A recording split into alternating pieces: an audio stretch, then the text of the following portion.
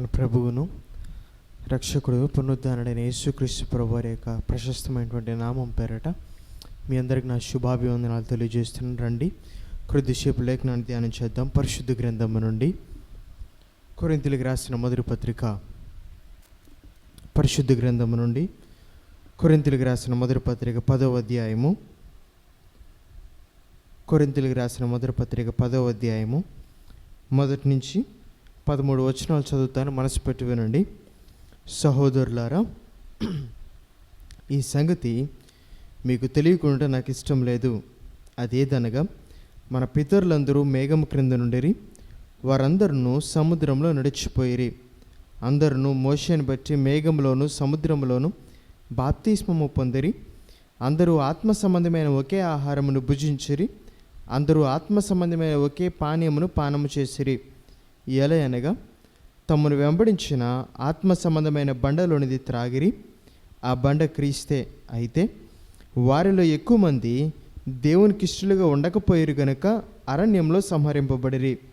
వారు ఆశించిన ప్రకారం మనము చెడ్డ వాటిని ఆశించుకున్నట్లు ఈ సంగతులు మనకు దృష్టాంతములుగా ఉన్నవి.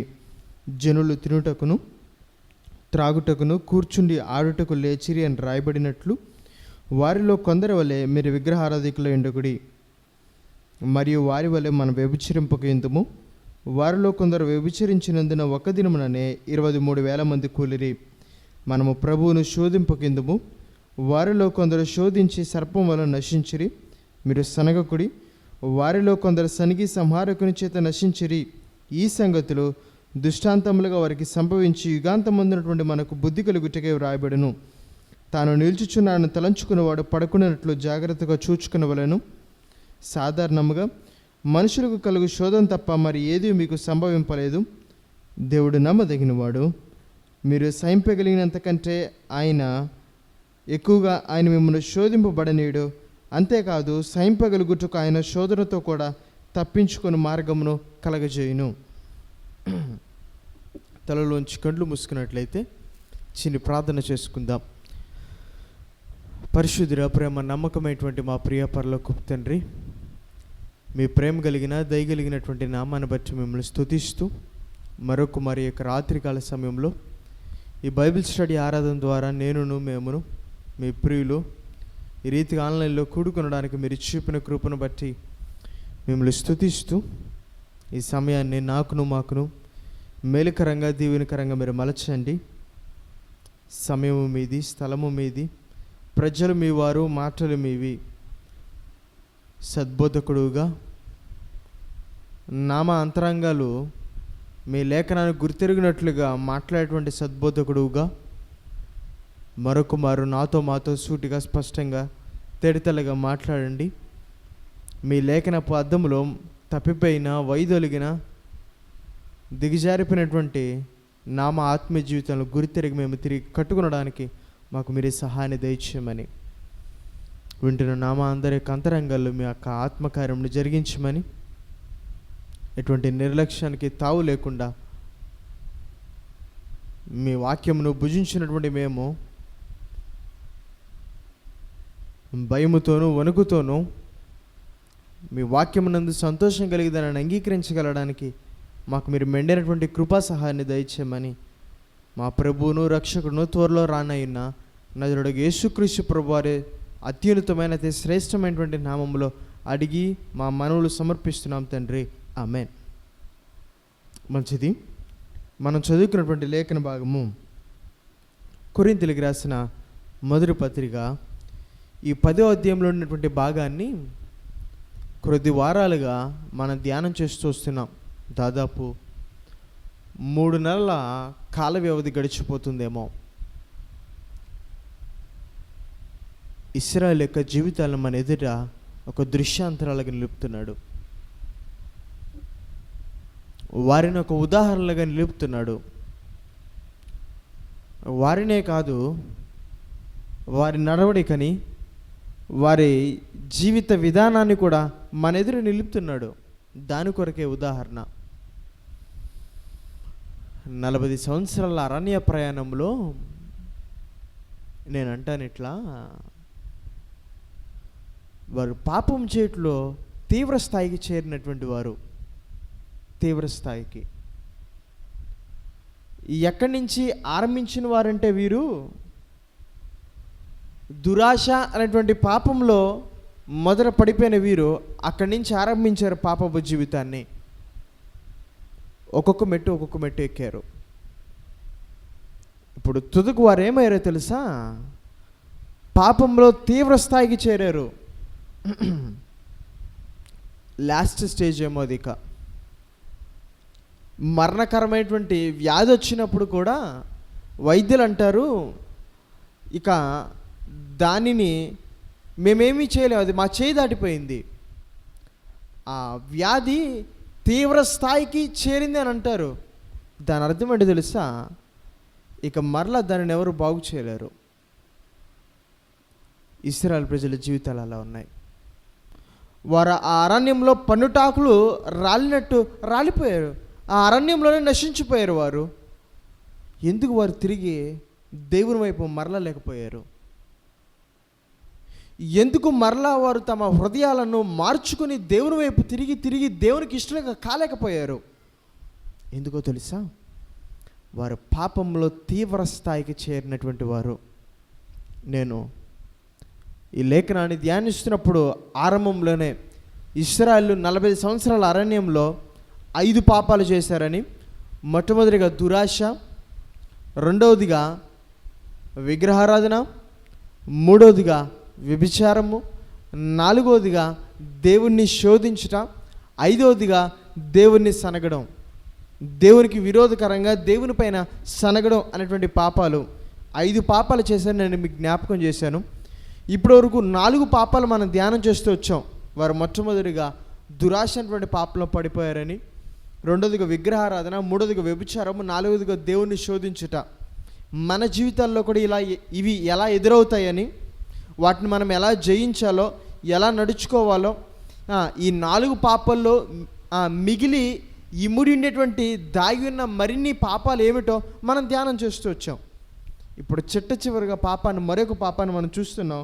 అక్కడ అంటున్నాడు, ఆ లేఖన భాగంలోనే చూడండి ఏమంటున్నాడు. 10వ వచనంలో, మీరు సనగకుడి, వారిలో కొందరు సనిగి సంహారకుని చేత నశించిరి. ఇది 5వ పాపం. మార్క్ చేసుకోండి, ఇది 5వ పాపం. మొత్తం 5 పాపాలు చేశారు. దురాశ, రెండవదిగా విగ్రహారాధన, మూడవదిగా వ్యభిచారము, నాలుగవదిగా దేవుణ్ణి శోధించుట, ఐదవదిగా దేవునిపై సనగుట. ఇప్పుడు చివరిది ఇది. ఇప్పుడు వీరు పాపంలో ఏమైనటువంటి వారు తెలుసా? పాపంలో పరిపక్వత చెందినటువంటి వారు వీరు. పాపంలో తీవ్ర స్థాయికి చేరినటువంటి వారు. ఇక మరలా దేవుని వైపు మరలు కొనడం అనేది అసాధ్యమైనటువంటి సంగతి వారి జీవితాల్లో. ఎందుకో తెలుసా? చివరిగా వారు ఏ పాపంలో పడిపోయారు తెలుసా? దేవునిపై సనగడం అనేటువంటి పాపంలో పడిపోయారు.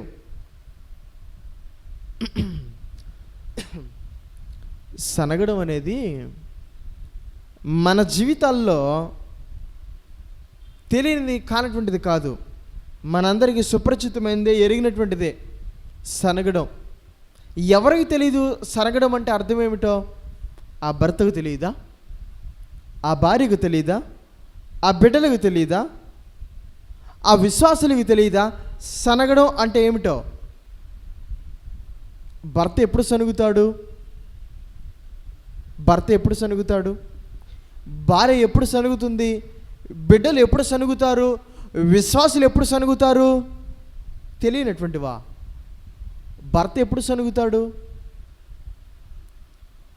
ఆ భార్య తనకేమన్నా కొనమన్నప్పుడు, అనవసరమైన వృధా ఖర్చులు పెట్టినప్పుడు, ధనాన్ని ఖర్చు పెట్టమన్నప్పుడు ఆ భర్త ఏం చేస్తాడు తెలుసా? సనుగుతాడు.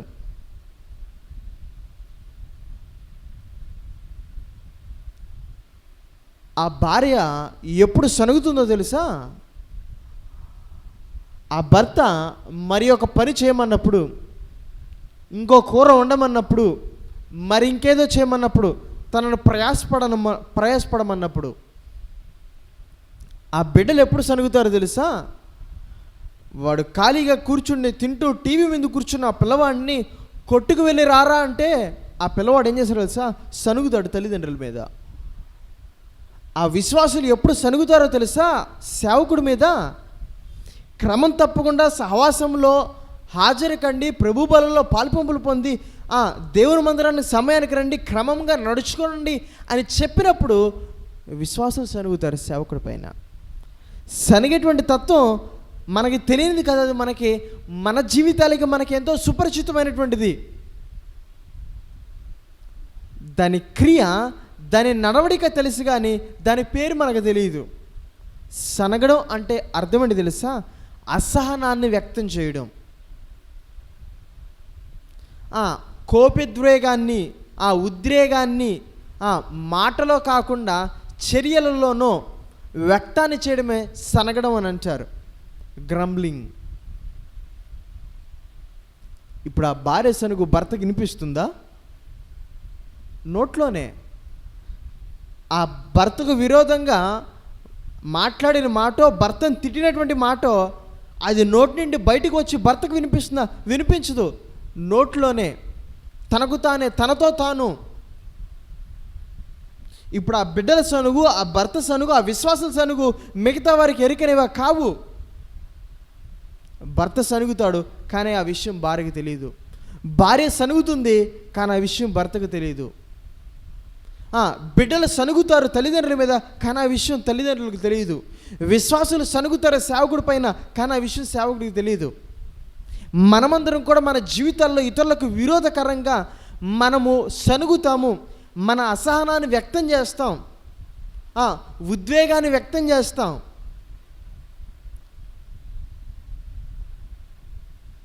అది చర్యలోనో వినిపించని అంతరంగ స్వరముతోనో. ఇప్పుడు ఇశ్రాయేలు దేవుని సనిగారు. ఇప్పుడు అంటా నేను, మనం సనిగేటువంటి సనుగు ఇతరులకు తెలియకపోవచ్చు. ఆ భార్య సనుగు భర్తకు తెలియదు, భర్త సనిగేటువంటి తత్వం భార్యకు తెలియదు, ఆ బిడ్డలు సనిగేటువంటి తత్వం తల్లిదండ్రులకు తెలియదు, ఆ విశ్వాసులు సనిగేటువంటి తత్వం సేవకుడికి తెలియదేమో కానీ దేవునికి తెలియదా?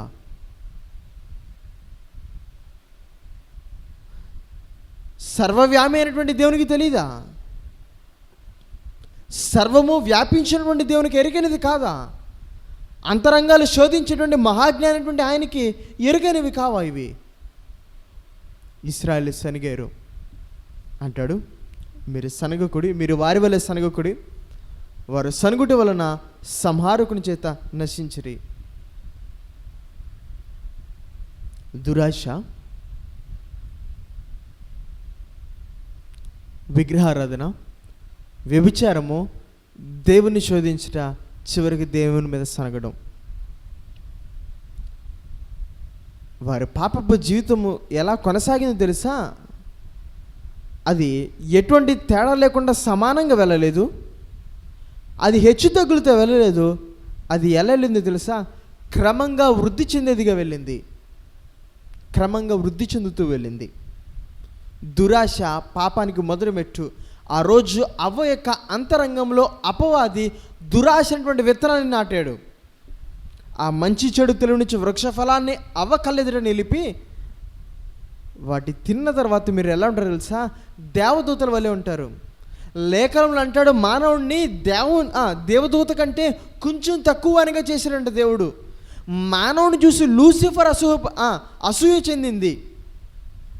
అంతటి స్థితిలో దేవుడు నిలిపితే ఇప్పుడు అపవాదం వచ్చి అంటుంది, మీరు దాన్ని తింటే దేవదూతల వల్లే ఉంటారు.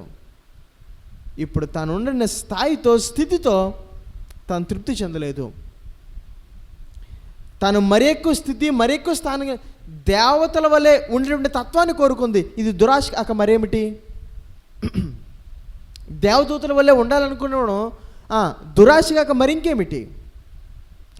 దురాశ అనేటువంటి విత్తనాన్ని నాటాడు. ఈ సందర్భం దగ్గర ఒక విషయాన్ని నేను జ్ఞాపకం చేస్తాను నా ప్రియవనకరి. జీవితాన్ని ఇతరులతో పోల్చుకోవడం ఎప్పుడైతే ప్రారంభిస్తావో ఆ దినాన్ని నువ్వు పతనం అవడం ప్రారంభిస్తావు. ఆ వ్యక్తి ఏం చేస్తాడో తెలుసా? తన పొరుగువానితో, తన తోటి వ్యక్తితో తన జీవితాన్ని పోల్చుకోవడం ప్రారంభిస్తాడు. ఆ కుటుంబం ఏం చేస్తుందో తెలుసా? ఆ సమాజంలో తమ ఇరుగు పొరుగు వారి కుటుంబాలతో తమ కుటుంబాన్ని పోల్చుకోవడం ప్రారంభిస్తుంది. ఆ సంఘం ఏం చేస్తుందో తెలుసా? మిగిలిన సంఘాలతో తమ సంఘాన్ని పోల్చుకోవడం ప్రారంభిస్తుంది. ఆ సేవకుడు ఏం చేస్తాడో తెలుసా? తాను చేసేటువంటి పరిచర్యను మరి వేరొక సేవకుడి యొక్క పరిచర్యతో తను పోల్చుకోవడం ప్రారంభిస్తాడు. పతనం ప్రారంభమవుతుంది. ఇవి కావా జీవితాలను, కుటుంబాలను, సంఘాలను, పరిచర్యలను కూలగొట్టేటువంటివి? కుప్పగూలిపోతున్న కారణం ఏంటి తెలుసా? వారు ఇతరులతో తమ జీవితాలను పోల్చుకుంటున్నారు. పోల్చుకోవడం ప్రారంభించారు. మరుక్షణాన అంతరంగంలో తృప్తి ఎగిరిపోయింది. ఆ క్షణ రెక్కలు ధరించేది ఎగిరిపోయింది అంటాడు లేఖనంలో, సామెతల గ్రంథంలో. ధనాన్ని సంపాదించుకుని నువ్వు ఆతురపడ్డావా? ఆ ఆలోచన కలిగి ఉన్నావా? ఆ క్షణాన్ని నిశ్చయంగా అతని ధనం అంటే రెక్కలు కలిగి ఎగిరిపోతుందట. మరి ఉన్నతమైనటువంటి స్థితి కొరకు ఇతరులతో మన జీవితాలు పోల్చుకోవడం ప్రారంభిస్తామో ఆ క్షణాన్ని కుప్పగోలిపోవడం ప్రారంభమవుతాం. అపవాది అంతరంగంలో దురాశ అటువంటి విత్తనాన్ని నాటాడు. అక్కడితో మొదలైంది పాపం. మన జీవితాల్లో కూడా మిగిలిన పాపాలకి మొదటి ఆరంభము, ఆ తొలిమెట్టు ఏమిటో తెలుసా? దురాశే. ఇప్పుడు దురాశ అటువంటి మెట్టును ఎక్కించాడు. మొట్టమొదటి తొలిమెట్టును నాటాడు, తొలిమెట్టును వేశాడు, ఎక్కించాడు అపవాది. దాని తర్వాత విగ్రహారాధనటువంటి మెట్టు ఎక్కారు. దాని తర్వాత వ్యభిచారం అటువంటి మెట్టు ఎక్కారు. దాని తర్వాత దేవుని శోధించినటువంటి మెట్టు ఎక్కారు. దాని తర్వాత దేవుని మీద సనగడం అనేటువంటి మెట్టు ఎక్కారు. మిగతా వాటితో పోల్చుకుంటే, సనగడం, దేవుని శోధించడంతో పోల్చుకుంటే వ్యభిచారము, విగ్రహారాధన పెద్ద పాపాలు కదండి అనిపించవచ్చు మనకి. అవి సూక్ష్మమైనటువంటివే, కానీ శాశ్వతంగా ఆ వ్యక్తిని దేవునికి దూరం చేసేటువంటివి ఇవి. ఎందుకో తెలుసా? దేవుణ్ణి శోధించడం చాలా చిన్న సంగతిగా మనకు అనిపించవచ్చు.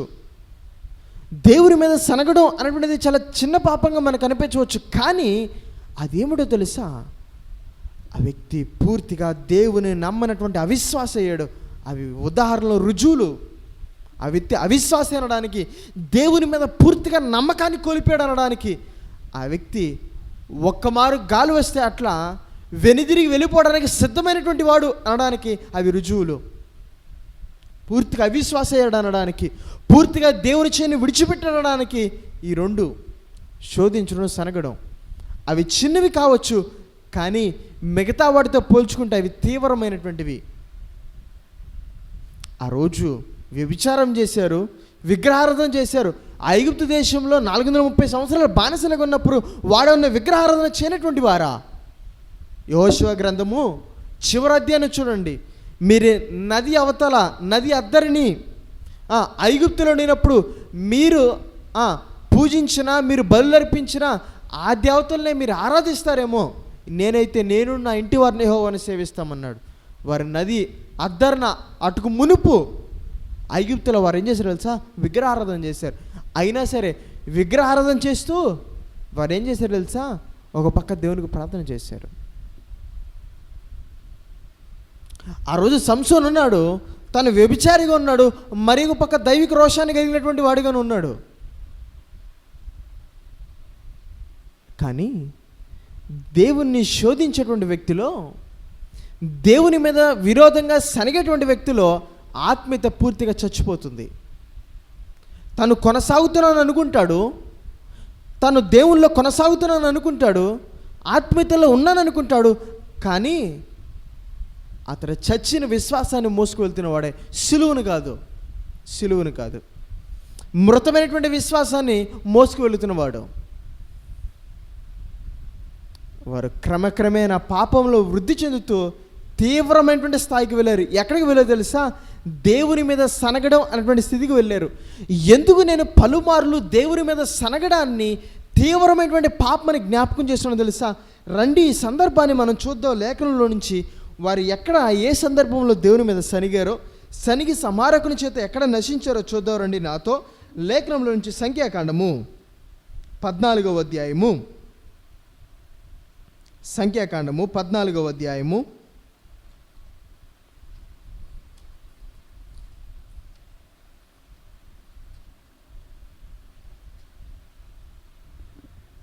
1వ వచనం నుండి చూసినట్లయితే, అప్పుడు ఆ సర్వ సమాజము ఎలుగెత్తి కేకలు వేసెను, ప్రజలు ఆ రాత్రి ఎలుగెత్తి ఏడ్చిరి, మరియు ఇశ్రాయేలందరూ మోషే అహరోనులపైని సనుగుకొనిరి. ఆ సర్వ సమాజము, అయ్యో, ఐగుప్తులో మేమేలా చావలేదు, ఈ అరణ్యమందు మేమేలా చావలేదు, మేము కత్తివాత పడినట్లు యెహోవా మమ్మల్ని ఈ దేశంలో ఎలా తీసుకుని వచ్చెను, మా భార్యలు మా పిల్లలు కొల్లపోవుదురు, తిరిగి ఐగుప్తుకు వెళ్ళుట మాకు మేలు కాదా అని వారితో అనిరి. వారు, మనము నాయకుని ఒకరిని నియమించుకొని ఐగుప్తునకు తిరిగి వెళ్ళదుమని ఒకరితో ఒకడు చెప్పుకొనగా.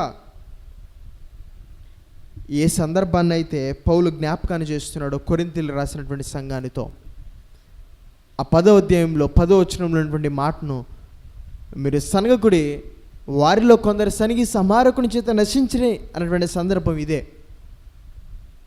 40 ఏండ్ల అరణ్య ప్రయాణమైంది. 40 ఏండ్ల అరణ్య ప్రయాణంలో ఎన్నో క్లిష్టతరమైనటువంటి పరిస్థితుల మధ్య వారు వెళ్ళారు.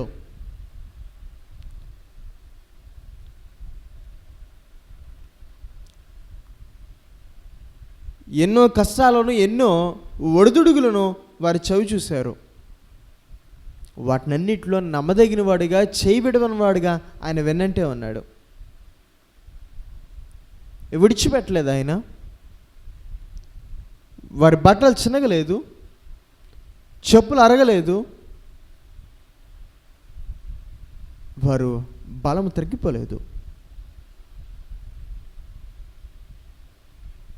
ఇప్పుడు ఎక్కడికి వచ్చాయో తెలుసా? 40 ఏండ్ల ప్రయాణాన్ని ముగించుకొని ఖరానికి వచ్చారు. వారి గమ్యం దగ్గరికి వచ్చారు, వారి గురి దగ్గరికి వచ్చారు, వారి ఆశను చేరుకున్నారు. ఏ మాటను నమ్మైతే ఆ ఐగుప్తులోంచి అడుగు బయటకు పెట్టి వెడలు వచ్చారో, దేనిని గురిగా, దేనిని కళ్ళెదిరా, దేని మీదే మనసు పెట్టి 40 ఏండ్లు శ్రమైన, కష్టమైన, బాధ అయినా, ఇబ్బంది అయినా, ఏవైనా సరే వాటినన్నిటిని తట్టుకుని వెళ్ళారో, ఇప్పుడు అది కళ్ళెదుట ఉంది. మోషే ఇప్పుడు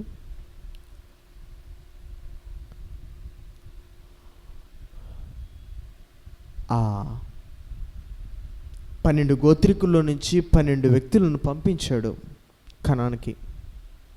మీరు వెళ్ళి వేగి చూచిరండి, ఆ దేశం ఎలా ఉంది, దాన్ని ఎట్లా మనం జయించగలమో, ఆ మనుషులు ఎలా ఉన్నారో, వారి విధి విధానాలు ఏమిటో అన్నీ తెలుసుకుని రండి.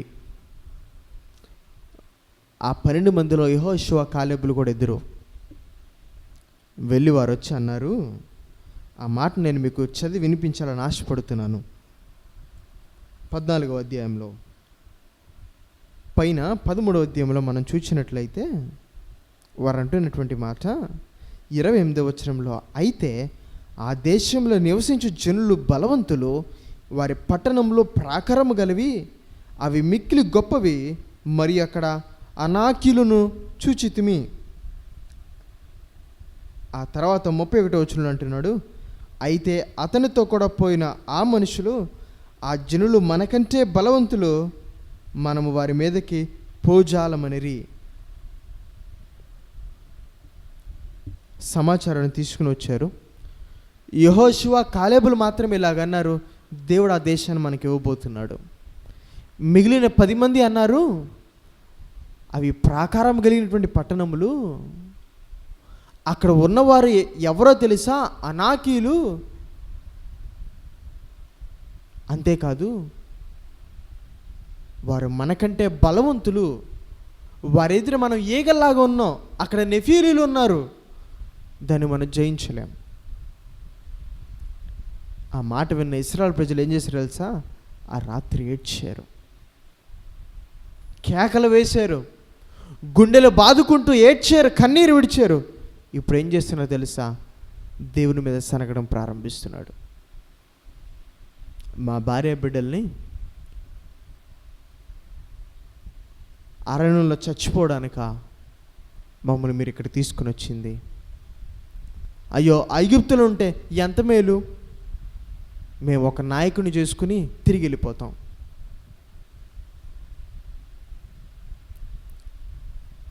నెఫీలీలు బలవంతులైన ఆ నాయకుల వైపు చూస్తున్నారు, కానీ వారికంటే శక్తిమంతులు, ఎర్ర సముద్రం 2 పాయలుగా చీల్చిన శక్తిమంతులు నా దేవుని వైపు వారు చూడలేకపోతున్నారు. ఫరో శ్రేష్టమైనటువంటి ఆ సైన్యాన్ని, 600 రథములతో కూడినటువంటి సైన్యాన్ని అంతటిని ఎర్ర సముద్రంలో ముంచివేసిన శక్తిమంతులైనటువంటి దేవుని వైపు చూడలేకపోతున్నారు. మన్నాను కురిపించిన దేవుణ్ణి, పూరేలు రప్పించిన దేవుణ్ణి, బండ నుంచి నీళ్ళనిచ్చిన వాడిని, కేకలతో ఎరుకోను కోలు కొట్టిన దేవుణ్ణి చూడలేకపోతున్నారు. నా ప్రియమైన కరి, ఈరోజు వాక్యాన్ని వింటున్న నీవు నీ సమస్య దగ్గర, నీ సమస్య కంటే అధికుడు, శక్తిమంతుడు, దాని మీద జయాన్ని ఇవ్వగలిగిన దేవుని వైపు చూస్తున్నావా? నీ అనారోగ్యం దగ్గర, నీ ఇబ్బంది దగ్గర, నీ సమస్య దగ్గర, నీ వేదన దగ్గర, నువ్వు నీ జీవితంలో అనుభవిస్తున్న అది ఏ పరిస్థితో, ఆ స్థితి దగ్గర దానికంటే అధికుడు నీ పక్షాన ఉన్నాడని, నీ పక్షాన వ్యాజ్యమాడువాడని, ఆయన మన ధ్వజము, ఆ సంగతి మర్చిపోవట్లేదు.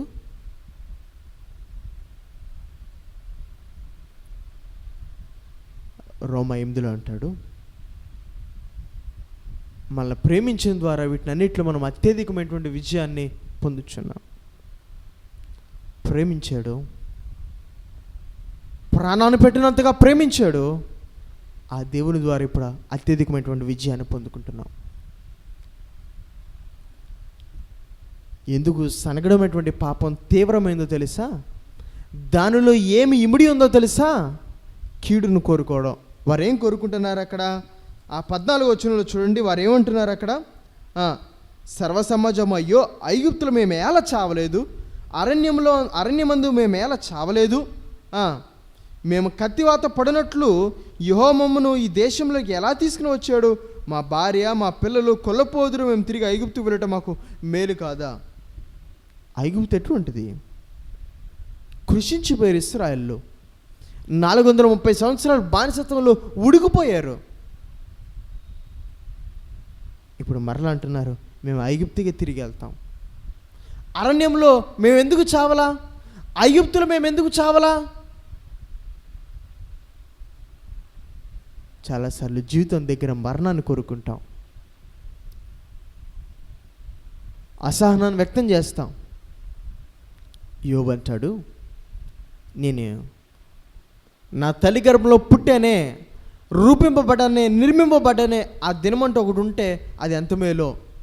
నేను నా తల్లి గర్భంలోంచి భూమి మీదకి వచ్చానే, ఆ దినమంటూ ఒకటి లేకపోతే ఎంత మేలో. ఇదిగో నీకు కుమారుడు పుట్టాడని ఆ చెప్పేటువంటి వ్యక్తి ఒకడు లేకపోతే, ఆ దినమంటూ లేకపోతే ఎంత మేలో. అసహనాన్ని వ్యక్తం చేస్తాం. ఇక్కడ ఇశ్రాయేలు అదే చేస్తున్నారు. విసిగిపోయారు. ఎంతమందిని చూశారు? ఇప్పుడు అరే కనాను ఎదుర్కొన్నాను ఉంది, ఇప్పుడు కనాన్ను స్వాధీనం చేసుకుని ఇప్పుడు కనాన్లో చక్కగా నివసిద్దామా అనుకునే లోపే ఎదురుకుండా అనాకీలు ఉన్నారు, ఎదురుకుండా నెఫీలీలు ఉన్నారు. ఆశ చల్లారిపోయింది, ఆయాసానికి గురయ్యారు, నిరాశకు నిస్పృహకు లోనయ్యారు. ఇప్పుడు అసహనాన్ని వ్యక్తం చేస్తున్నారు దేవుని మీద. మేమెందుకు చచ్చిపోవాలి అరణ్యంలో, మేము ఐగుప్తులు ఎందుకు చావలేదు, ఇగో కత్తివాట చేత మరణించినా నువ్వు మమ్మల్ని ఇక్కడ తీసుకుని వచ్చావా, మేము ఐగుప్తు తిరిగి వెళ్ళుట మేలు కదా. ఇప్పుడు ఆ సనగటువంటి తత్వం ఎందుకు తీరమైందో తెలుసా? ఆ సనగుడిలో నుంచి మనం కీడును కోరుకుంటాం కనుక. అక్కడ ఐగుప్తులు చేస్తుంది, ఇక్కడ ఇశ్రాయేలు ప్రజలు చేస్తుంది అదే. మేము ఐగుప్తుకు తిరిగి వెళ్తే ఎంత మేలు. చిన్న విషయం ఐగుప్తు నుంచి బయటికి రావడం. ఎన్ని అద్భుతాలు చేస్తే కానీ, ఎన్ని మార్లు దేవుడు మాట్లాడితేనే కానీ, ఎన్ని మార్లు దేవుడు వారి పక్షాన వ్యాజ్యమైన కార్యాలు జరిగిస్తేనే కానీ వారు బయట రాలేకపోయారు. ఐగుప్తు అటువంటి కొలిమి అని అంటాడు. దాని నుంచి రావడము, తప్పించుకు రావడం, బయటికి రావడం ఆషామాషి విషయమా, చిన్న విషయమా? మరలా తిరిగి కీడును కోరుకుంటున్నారు. విశ్వాసి కూడా తన జీవితంలో సనిగేవాడిగా ఉంటే తొదుకు దేవునికి విరోధంగా సనిగి గతకాలపు జీవితాన్ని కోరుకుంటాడు. దేవుని ఎరగక మునుపు ఉండిన జీవితమే మంచిది కాదా?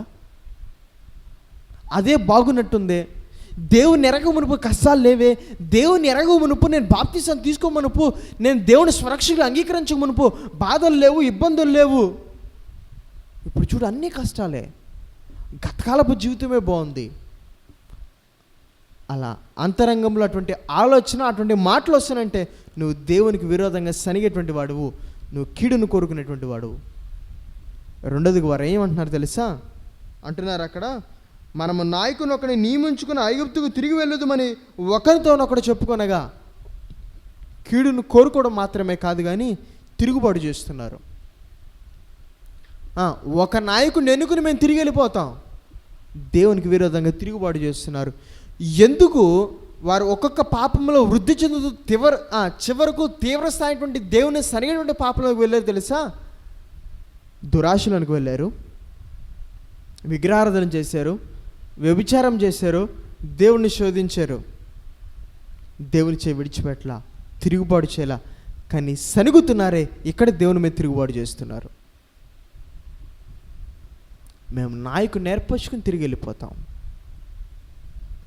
విశ్వాసయాత్రలో ఎన్ని మార్లు ఆయన చేయి విడిచిపెట్టలేదు, ఎన్ని మార్లు జీవము కలిగిన దేవుణ్ణి విడిచిపెట్టి తుచ్చమైనటువంటి వాటిని, నిరర్ధకమైనటువంటి వాటిని ఆశ్రయించలేదు. అక్కడ మేలు జరుగుతుందని, ఇక్కడ మేలు జరుగుతుందని, అక్కడ కార్యం జరుగుతుందని, అక్కడ స్వస్థత జరుగుతుందని వేటి దగ్గరకో జీవితం అంతా వృధా అయిపోయిందిగా. 12 సంవత్సరాలుగా రక్తస్రావం చేత బాధపడుతున్నటువంటి ఆ స్త్రీ తనకున్నదంతా వ్యయం చేసుకుంది. జీవితాన్ని, ధనాన్ని, సమయాన్ని, బలాన్ని, సమస్తాన్ని వ్యయం చేసుకుంటున్నాం.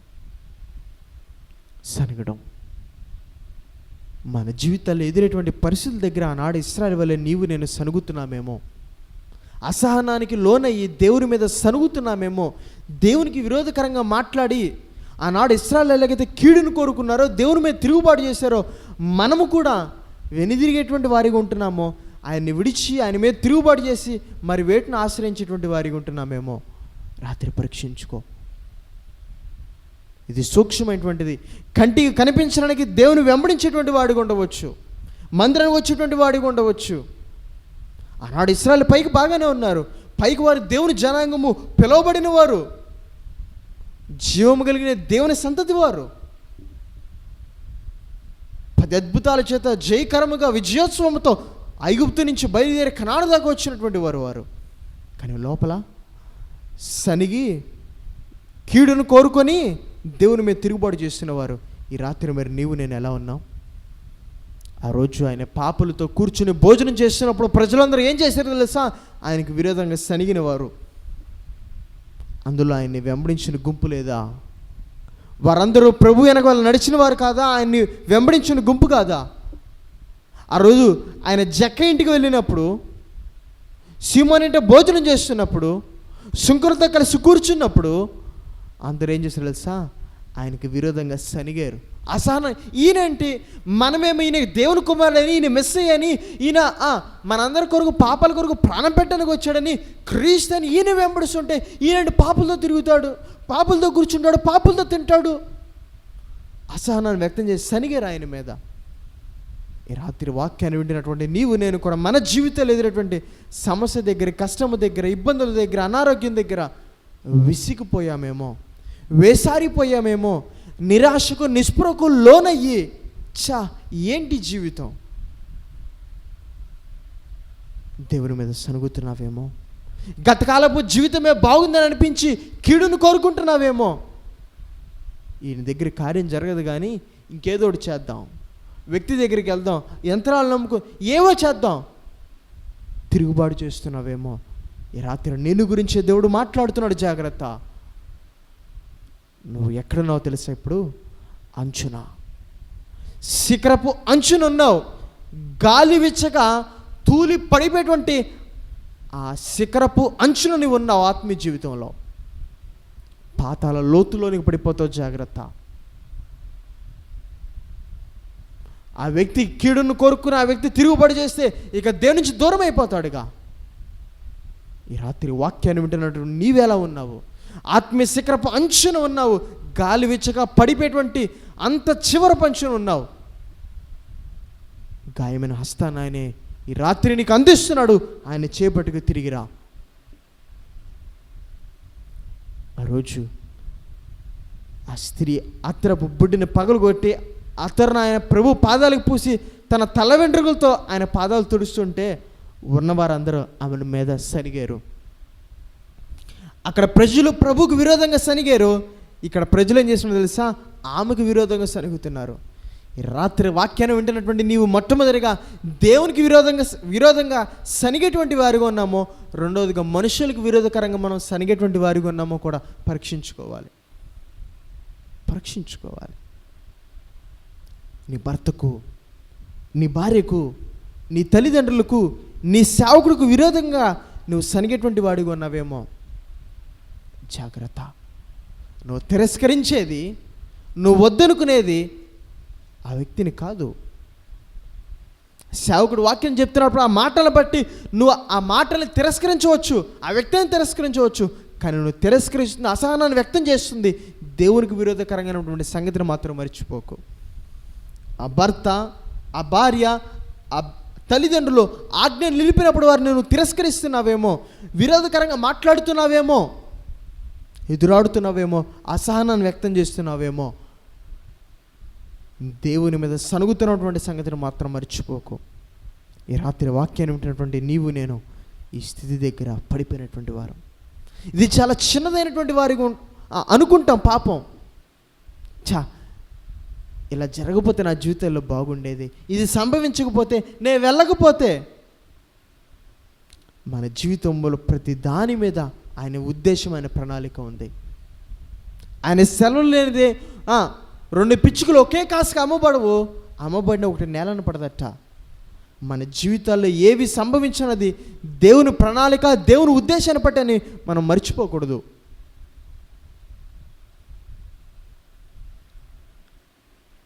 అంటాడు లేఖనములో, యెషయా గ్రంథములు అంటాడు, నేను నీతో వాదించినప్పుడు నువ్వు నాకు నీతిమంతుడుగా కనబడుదువు. చాలాసార్లు మన జీవితాల్లో కూడా ఎలాగే ఉంటాం. మనం దేవునితో వాదిస్తాం, ఇలా జరగకపోతే బాగుండేది, ఇలా చేయకపోతే బాగుండేది, వెళ్ళకపోతే బాగుండేది, ఎంత నష్టం. ఇప్పుడు కొద్ది దినాలు అయిన తర్వాత, కొద్ది కాలం అయిన తర్వాత, కొద్ది సంవత్సరాలు అయిన తర్వాత అనుకుంటాం, అది జరగడమే నాకు మేలైంది, ఆ నష్టమే నాకు మేలైంది, ఆ కష్టమే నాకు మేలైంది. పౌలు అంటున్నాడు, శ్రమ కలగక మునుపు నేను త్రోవ విడిచితేనే శ్రమ కలుగుట నాకు మేలాయను. అప్పుడు అనిపిస్తూ ఉంటుంది, దేవుడు నమ్మదగిన వాడే, దేవునికి అన్నీ తెలుసు, దేవుని తన చిత్త ప్రకారమే జరిగిస్తాడు, మేలు కొరకే. అప్పుడు అంటాం, అప్పుడు దేవుని స్తుతిస్తాం. అదే అంటున్నాడు భక్తుడు అక్కడ, నేను నీతో వాదించినప్పుడు నువ్వు నీతిమంతుడిగా కనబడదువు. యోబు సహనం గురించి మీరు వింటిరి కదా అని అంటాడు. మన జీవితాల సహనాన్ని కనపరుస్తూ కొనసాగవలసినటువంటి వారు, అంతవరకు సహించువాడే రక్షింపబడతాడని లేఖనం చెప్తా ఉంది. మన జీవితంలో ఎదురైనటువంటి ప్రతి స్థితి దగ్గర సహనాన్ని కనపరుస్తూ వెళ్ళవలసిన వారు. ఆనాడు ఇశ్రాయేలు అసహనానికి లోనయ్యి దేవునికి విరోధకరంగా సనిగి కీడును కోరుకుని తిరుగుబాటు చేస్తున్నారు. తెగులు సంభవించింది, సంహారకుని చేత నశించిపోయారు వారు. ఈ రాత్రి నీవు నేను ఆ కీడులోనికి వెళ్ళకూడదు. అసహనానికి లోనే మన జీవితంలో ఎదురైనటువంటి పరిస్థితులను బట్టి ఆయన మీద సనిగి కీడును కోరుకుని తిరుగుబాటు చేయకూడదు. అంతేకాదు, దేవుని మీద సనగడమే కాదు, సేవకుని మీద, భర్త మీద, భార్య మీద, తల్లిదండ్రుల మీద సనగకూడదు అంటున్నాడు. ఒక మాట నేను మీకు చూపించి నేను ముగించేస్తాను, రండి నాతో. ఫిలిప్పీలకు రాసిన పత్రిక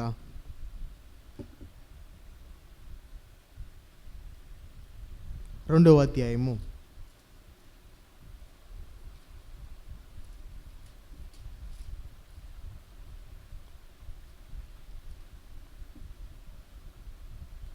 14వ వచనం చూడండి.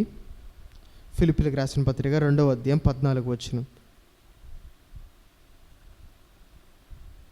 మీరు మూర్ఖమైన వక్రజనము మధ్య నిరపరాధులను, నిష్కలంకును, అనిందులైన దేవుని కుమారులగునట్లు సనుగులను సంశయములను మాని సమస్త కార్యములను చేయడి. ఈ లోకంలో నిన్ను నన్ను ఒక వెలుగుగా దేవుడు నియమించి ఉన్నాడు. అనేకుల జీవితాల్లో రుచినిచ్చినట్లు సారం కలిగినటువంటి ఉప్పుగా దేవుడు చేసి ఉన్నాడు. ఇప్పుడు వెలిగినటువంటి మనము కొంచెం కిందకంటే గంప కింద ఉండకూడదు, అలా ఉండకూడదు. మంచం కింద ఉండకూడదు, నిస్సారమైనటువంటి ఉప్పుగా ఉండకూడదు. అలా ఉండకుండా ఉండాలంటే సనుగులను సంశయములను మానాలట. సమస్త కార్యాలను చేయడి అంటున్నాడు. అంటే సహనముతో ప్రతి పనిని మనం చేసేటువంటి వారిగా ఉండాలి, ప్రతి స్థితిలో కొనసాగేటువంటి వారిగా ఉండాలి. అప్పుడు మాత్రమే సనుగులను సంశయములను మాని ఈ లోకంలో వెలుగుగాను సారంగినటువంటి ఉప్పుగా మనం ఈ లోకంలో ఉండగలుగుతాం. కాబట్టి చివరిదిగా వారు 5 పాపాలు చేశారు. దురాశ, విగ్రహారాధన, వ్యభిచారము, దేవుని శోధించడం, దేవునికి విరోధకరంగా సనగడం.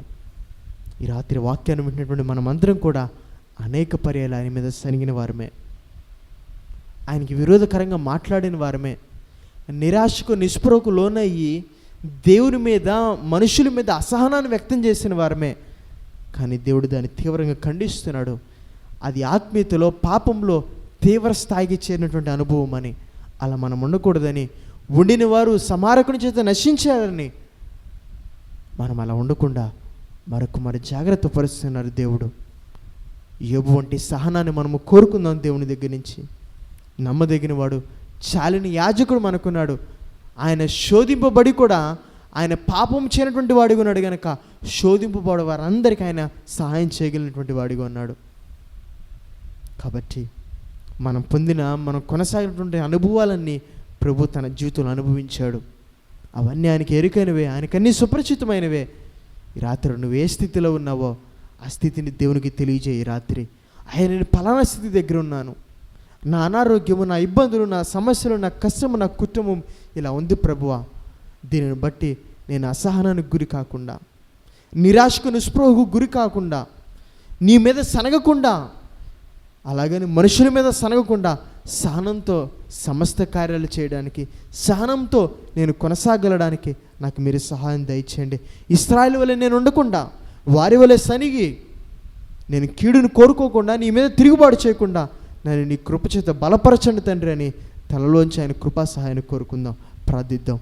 ప్రేమ నమ్మకమైనటువంటి మా ప్రియ పరలోకపు తండ్రి, మీ ప్రేమ కలిగిన దయ కలిగినటువంటి నామాన్ని బట్టి మిమ్మల్ని స్తుతిస్తూ మరొక మీ లేఖనాన్ని ధ్యానించడానికి మీరు చూపిన కృపను బట్టి మిమ్మల్ని స్తుతిస్తూ, నా పరిధికి మించి నేను మాట్లాడి ఉన్నానేమో, మీ ఆత్మ నడిపింపును బట్టి కాక మానవ ఉద్రేగానికి గురయ్యి మాట్లాడి ఉన్నానేమో దయతో క్షమించండి.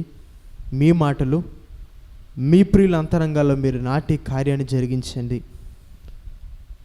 ఇశ్రాయేలు వారు పాపంలో తీవ్ర స్థాయికి చేరినటువంటి వారిగా మీ మీద సనిగి కీడును కోరుకుని వారు మీ మీద తిరుగుబడి చేస్తున్నటువంటి వారిగా ఉన్నారు. నామా జీవితాలు అటువంటి అనుభవాలు ఎన్నో ప్రభువా, దయతో క్షమించండి. అసమర్థులుగా ఓడిపోయినటువంటి వారిగా ఉన్నాము, దయతో క్షమించండి. మరి ఎన్నడను ఈ స్థితికి మేము లోను కాకున్నట్లు మాకు మీరు సహనాన్ని దయచేయమని మీ ఎద్దు వేడుకుంటూ, ఇటు లేఖన భాగం నందు నన్ను మమ్మల్ని అందరినీ సంఘాలని సకల పరిశుద్ధులందరినీ మీరు కడవరకు స్థిరపరచమని, మీ చిత్తమైతే మీరు ఆకడ లక్ష్యమైతే మరొక పర్యాయం ఇదే రీతిగా మీ ప్రియులందరితో కలిసి సహవాసమునందును, బోధి ఎందును, రొట్టె విచ్చేందును, ప్రార్థన ఎందును ఎడతగిన వారికి ఉండగలడానికి సహాయం దయచేయమని, నన్ను మమ్మల్ని అందరినీ సంఘాలని సకల పరిశుద్ధులందరినీ మీ కృపాహస్తాలకు అప్పచెప్పుచుగా తోడండి నడిపించమని, సమస్త మహిమా ఘనత ప్రభువులు మీకు ఆరోపిస్తూ నజరుడు యేసు నామములో అడిగి స్తుతించి ప్రార్థించి వేడుకుంటున్నాను తండ్రి. ఆమేన్.